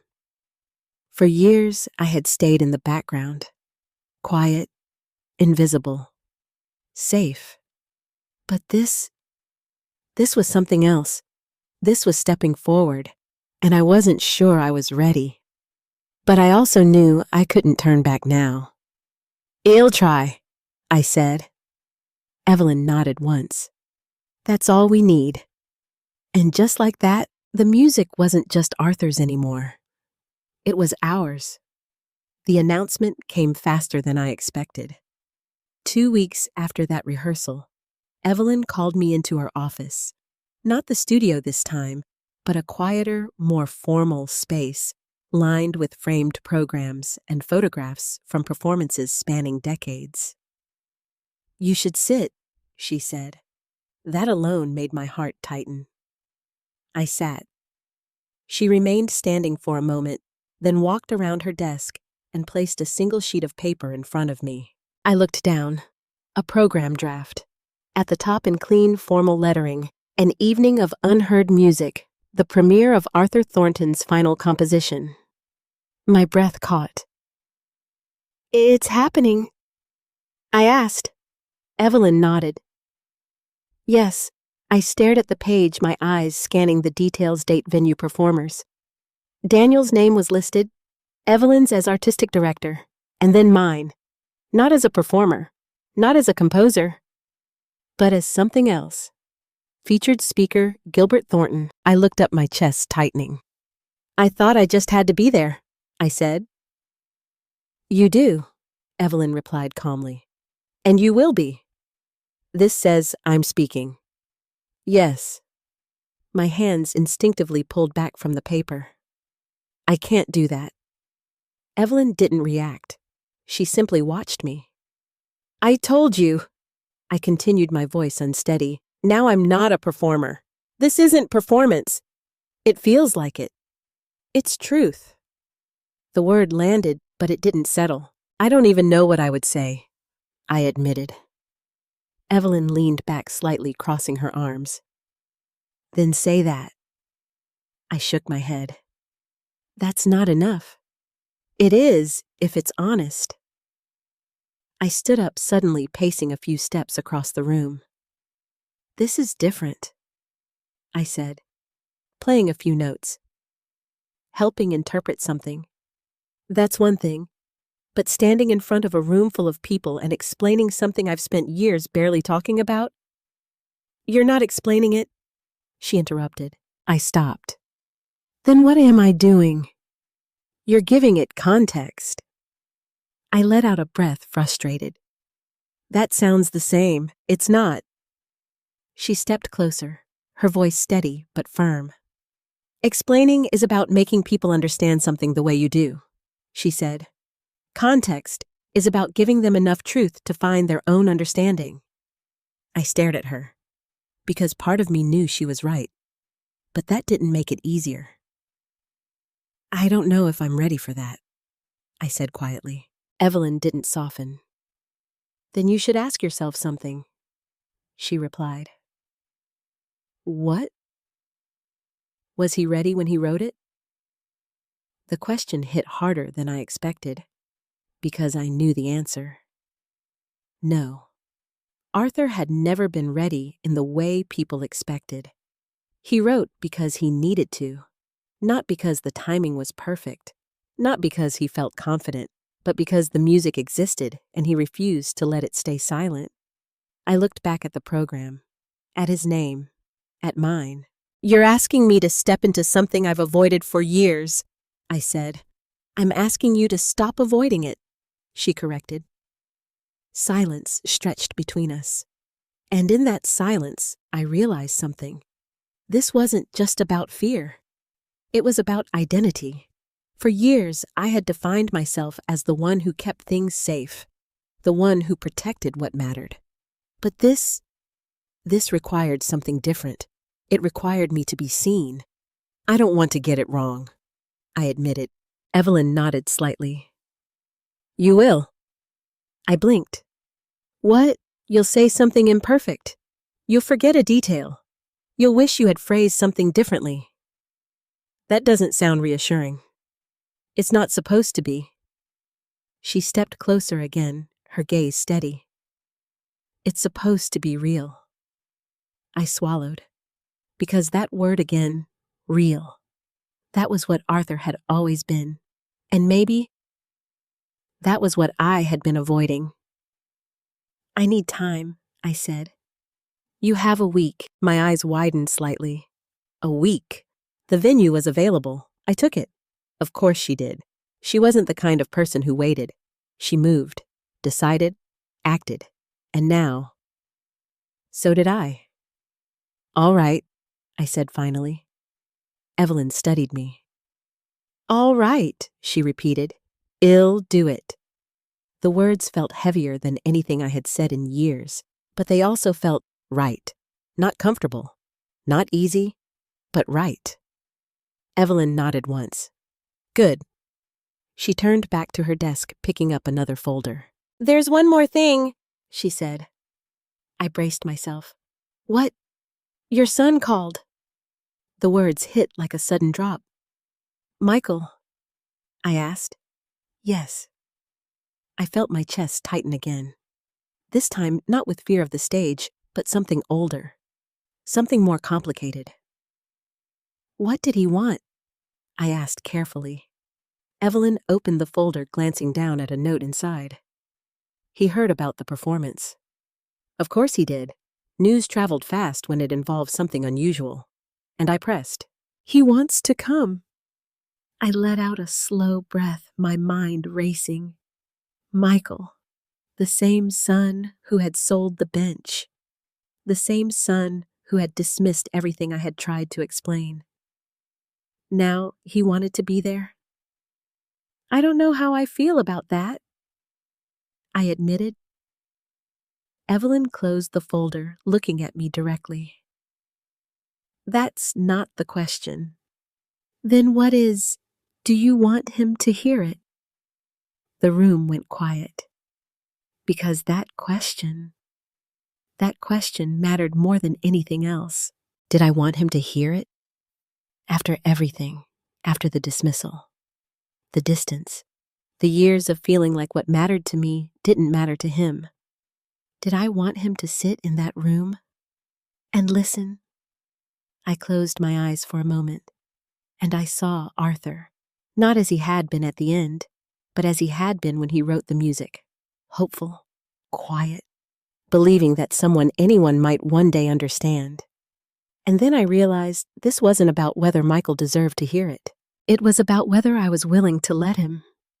I opened my eyes. Yes, I said. Evelyn nodded. I thought you might. I looked down at the program again, my name still staring back at me. A week. 1 week to prepare. 1 week to find the words. 1 week to step into something I had spent years avoiding. And 1 week until everything changed. The night before the performance, I didn't sleep. Not really. I lay in bed with my eyes closed, but my mind refused to quiet down. Every version of what tomorrow could become played itself out in endless loops, some hopeful, some terrifying. What if I forgot what to say? What if my voice trembled?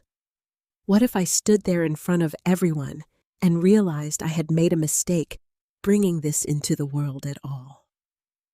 I turned onto my side, staring at the faint glow of the clock across the room. 2:17 a.m. I exhaled slowly, pressing my hand against my chest, as if I could steady something inside me that refused to settle. This isn't about you, I whispered to myself.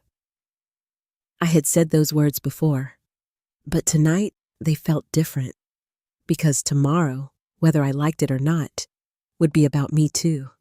About my voice, my presence, my truth. And that was the part I hadn't prepared for. The music, I trusted that. Arthur, I trusted him more than anyone. But myself, that was where the doubt still lived. I sat up slowly, swinging my legs over the side of the bed. The house was quiet, too quiet in that way that makes your thoughts louder. Without thinking too much, I walked down the hallway, past the living room, past the dining table, and into the small corner where the restored piano bench now sat. Samuel had finished it just 2 days ago. He didn't make it look new. He made it look respected. The wood had been cleaned, strengthened, but not erased. Every mark, every line, every trace of time remained but steadier now, like it had been given permission to exist as it was. I ran my fingers lightly across the surface. "You're still here?" I murmured. For a moment, I just stood there. Then slowly, I sat down. It felt different, not because of the bench itself, but because of what I knew now. I placed my hands gently on the piano keys. I hadn't planned to play, but my fingers, they remembered. The first note came out soft, uncertain. Then another, and another. I didn't play the full piece. I didn't need to. I just followed the parts that lived in me the strongest, the parts that Arthur had shown me, the parts that had stayed with me all these years, even when I thought I had let everything else go. The room filled with quiet sound, not performance, not perfection, just memory. And in that moment, something shifted.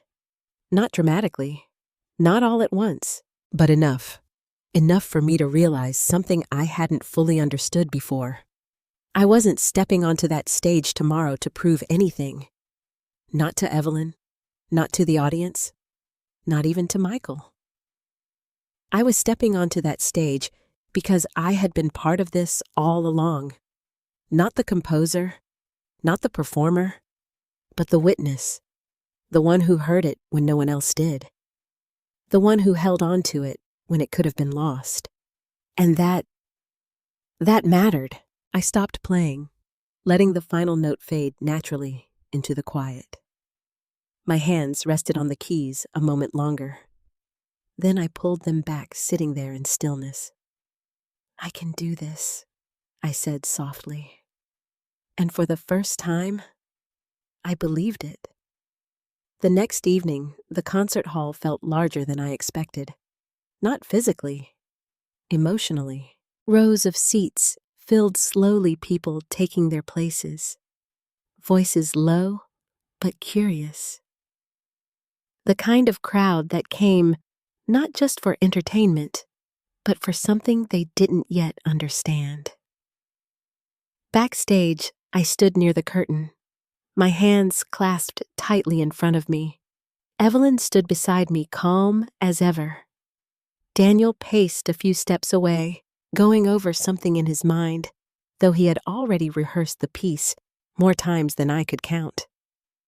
"Are you ready?" Evelyn asked. I took a breath. Yes, she nodded once. Good. There were no long speeches, no dramatic reassurances, just that simple exchange. And somehow, that was enough. The lights dimmed slightly, a quiet signal, the beginning. Evelyn stepped forward first, walking onto the stage with quiet authority. The audience settled almost immediately, their attention shifting toward her. She didn't speak for long. Just a brief introduction. Measured, precise, respectful. Then she said my name. "Please welcome Gilbert Thornton." The sound of applause filled the room. Not overwhelming, not thunderous, but present, real. I stepped forward. The light felt warmer than I expected, brighter. For a moment, I couldn't see faces, just shapes, shadows, a room full of people waiting for me. I reached the center of the stage. The microphone stood there, simple, unforgiving. I paused, just for a second. Then I leaned in slightly. "My husband?" I began, my voice softer than I expected, never believed anyone would listen. The room went completely still. No movement, no distraction, just listening. I swallowed my hands, steadying at my sides. He wrote music the way some people write letters. I continued. Not to impress, not to perform, but because there were things he needed to say and no other way to say them. I glanced down briefly, then back up, and for a long time I admitted I thought my job was to protect those words, to keep them safe, to make sure they weren't misunderstood. I took a breath, but I realized something recently. A pause. My job wasn't to keep them hidden. The silence deepened. It was to make sure they were heard. I felt something shift in the room. Not dramatically, but enough. Enough to know that they weren't just listening to the words. They were feeling them. "My name is Gilbert Thornton," I said, "and tonight you're going to hear something that almost disappeared." I stepped back slightly. The moment hung in the air. Then I turned. Daniel was already seated at the piano. Evelyn stood to the side, watching everything with that same steady presence. I moved to my seat near the edge of the stage. Not hidden, not center, just there, where I was meant to be. Daniel placed his hands on the keys, and then the first note began. The first note didn't just sound, it landed. You could feel it, not only in the room, but in the way people shifted slightly in their seats, the way the air itself seemed to tighten around that single tone. Daniel didn't rush. He never rushed. He let the note exist fully before moving to the next, allowing the space between them to breathe the way Arthur had always intended. I sat at the edge of the stage, my hands resting in my lap, my body still, but inside, everything was moving. Because this time, I wasn't hearing it as memory. I was hearing it as truth. The opening unfolded gently, like a conversation beginning cautiously. Uncertain searching. Then slowly, it deepened. Layer by layer, the music revealed itself, not all at once, not forcefully, but with quiet confidence. And I could feel the audience following it. Not perfectly, not intellectually, but emotionally. I saw it in the way a woman in the second row leaned forward slightly, her hand rising unconsciously to her chest. I saw it in the man near the aisle who had started out sitting stiffly, now relaxing into the sound, as if something familiar had found him. They didn't know Arthur. They didn't know me. But they were beginning to understand something anyway. That was the power of it. That was what he had believed in all along. When Daniel reached the middle section, the part that had stopped him in rehearsal, I felt my breath catch. This was the moment. The place where the music resisted itself, where it refused to resolve the way it should, where it demanded something more than technical precision. Daniel slowed, just slightly. And then he leaned into it, not mechanically, not cautiously, but with intention. The same way I had shown him, the same way Arthur had shown me. And this time, it worked. Not just as sound, but as feeling. The tension didn't break. It transformed. And I heard it ripple through the room. Not as noise, not as reaction, but as stillness.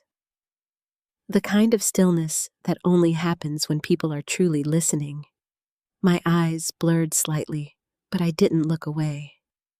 Because I needed to see this, to witness what was happening. For years, I had carried this music alone, protected it, guarded it, feared what might happen if it ever left my hands. And now, it wasn't mine anymore. It was theirs. And strangely, that didn't feel like loss. It felt like release. Daniel moved into the final section, his playing stronger now, not louder, not more dramatic, but more certain. Like he had stopped trying to understand it and started trusting it. The melody rose, then softened, then rose again, not in a way that demanded attention, but in a way that earned it. And then, the ending. It didn't resolve the way most music does. It didn't close everything neatly. Instead, it lingered. It allowed something to remain unfinished, something that didn't need to be completed to be understood. The final note faded slowly into the room, and for a moment, there was nothing. No applause, no movement, just silence. The kind of silence that feels full, that feels complete. I didn't move. Neither did Daniel. Neither did Evelyn. Because we all understood what that silence meant. It wasn't hesitation. It was respect. And then, the first sound came. A single clap. Soft. Almost hesitant. Then another. Then more. Until suddenly, the entire room was on its feet. Applause filled the space, not rushed, not polite, but genuine. Sustained. Emotional. I felt it in my chest, my hands tightening slightly in my lap as I tried to take it in without being overwhelmed. Daniel stood slowly, stepping back from the piano. Evelyn joined him. And then, they both looked at me. I shook my head slightly at first. No, this wasn't about me. But Evelyn didn't look away, and Daniel didn't sit down. They waited, and the applause didn't stop. I felt something shift inside me again, that same quiet push I had felt the night before sitting at the piano. This wasn't about stepping forward to be seen. It was about standing where I belonged. Slowly, I stood. The moment I did something in the room changed again. Not louder, but deeper. I walked forward, my steps steady despite the way my heart was racing. The lights felt warmer this time, less intimidating, more present. I stopped beside them. The applause continued, and then, without planning it, without preparing, I spoke. "He would have liked this," I said. The words were simple, but they were enough. The room quieted slightly, not completely, but enough for the moment to hold. "He didn't write music to be applauded," I continued. "He wrote it because he believed that somewhere, someone might feel less alone when they heard it." I looked out at the audience, at the faces I couldn't fully see but could somehow understand. "And tonight," I said softly, "I think he was right." Silence again. Then, more applause. But this time, it felt different. Not just for the music, but for the meaning behind it. I stepped back slightly, letting Daniel and Evelyn take the focus again. Because they had earned it. Because this had been a shared moment. And because I finally understood something I had missed for years. Arthur's music had never been meant to stay hidden. Not because it needed recognition, but because it needed connection. And now, it had it. As we stepped off the stage, the applause still echoing behind us, I felt something I hadn't felt in a very long time. Not pride, not relief, something quieter, something steadier, peace. But the night wasn't over yet, because as I stepped backstage, I saw him. Michael, standing there, waiting. Michael didn't move at first. Neither did I. The space between us, only a few feet, felt heavier than the entire concert hall had just moments ago. For a second, I saw him not as the man standing in front of me, but as the boy he used to be. The one who used to sit at the edge of the piano bench, his small hands tapping random keys while Arthur laughed softly behind him. The one who used to fall asleep on the couch while music drifted through the house. The one who had once listened. "Mom," he said. His voice wasn't loud. It wasn't confident. It was careful. Like he wasn't sure how close he was allowed to step. I took a breath. Michael. That was all I said. But it was enough to break something open. He nodded slightly, glancing down for a moment before looking back at me. I didn't know he said. The words came quickly, almost like he had been holding them back for too long. I didn't know it was like that. I didn't know it was him. My chest tightened. Because I believed him. Not completely. Not easily. But enough. You didn't ask, I said quietly. He winced. Not dramatically. Just enough for me to see it. I thought I understood, he admitted. I thought it was just old things. Things you couldn't let go of. His eyes flicked toward the stage behind me, where the last echoes of applause were still fading. I didn't realize it was something you were holding on to because it mattered. There it was, the truth. Not perfect, not polished, but real. I crossed my arms lightly, not defensively, but to steady myself. It did matter, I said. I see that now. Silence settled between us again, but this time it wasn't as heavy. I shouldn't have sold the bench, he added. No, I said. I didn't even think twice about it, he continued. I just saw something old, something taking up space, and I got rid of it. His voice tightened slightly, and I didn't realize I was getting rid of something that wasn't mine to decide. The words landed deeper than his apology, because that was the real issue.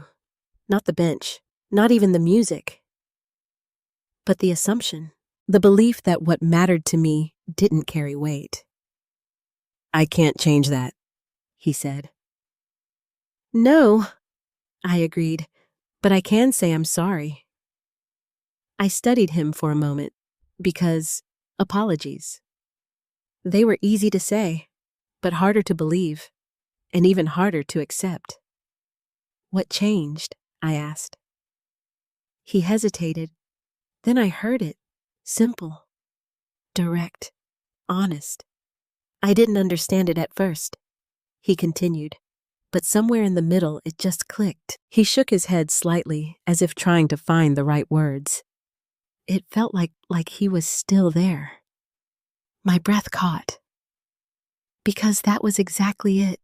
That was what Arthur had always believed. That the music would carry something of him forward.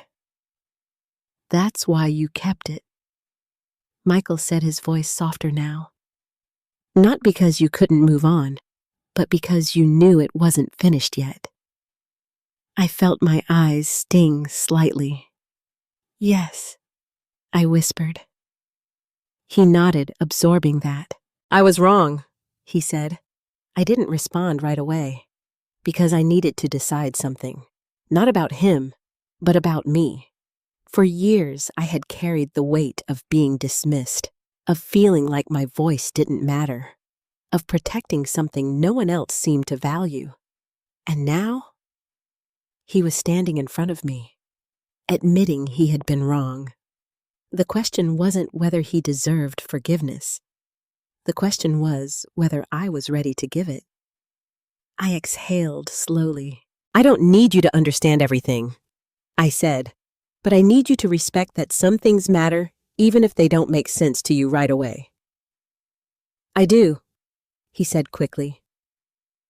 I mean, I will. I'm trying to. I nodded. That was enough. For now. Good, I said.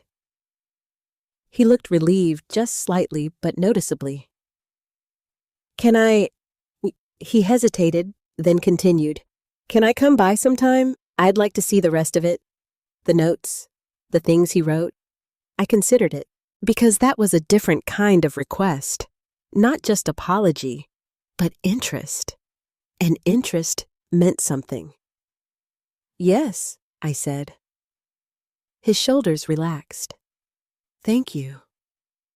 We stood there for another moment, neither of us rushing to fill the silence. Then, unexpectedly, he stepped forward and hugged me. It wasn't perfect. It wasn't the kind of embrace that erased everything that had happened. But it was real. And for the first time, in a long time, it felt like we were standing on the same side again. When he pulled back, there was something different in his expression. Not guilt, not distance, but something, not guilt, not distance, but something closer to understanding. "I'm proud of you," he said. The words surprised me, because I hadn't realized how much I needed to hear them. "Thank you," I replied. He nodded once more, then stepped back. "It'll let you get back to closer to understanding. I'm proud of you," he said.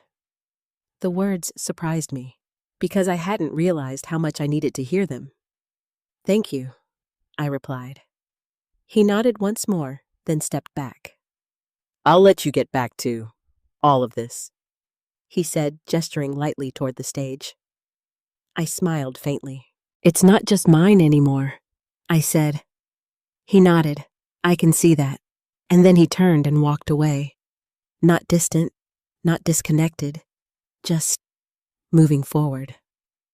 I watched him go, and for the first time, I didn't feel like I was losing something. I felt like something had been returned. Later that night, I sat alone at home again. The house was quiet, but it didn't feel empty. The piano bench sat where it always had, steady, present, whole. I ran my fingers across its surface once more, the wood warm under my touch. "It made it," I whispered, and in a way, so had I. For years, I had believed my role was to hold things together quietly, to preserve what mattered without asking to be seen. But tonight, I had stepped into something else. Not louder, not bigger, but clearer. I had allowed something to be heard, and in doing that, I had found my own voice again. I sat down at the piano, placing my hands lightly on the keys.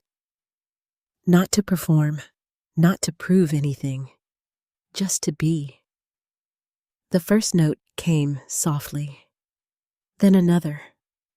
And as the music filled the room once more, I realized something that felt both simple and profound.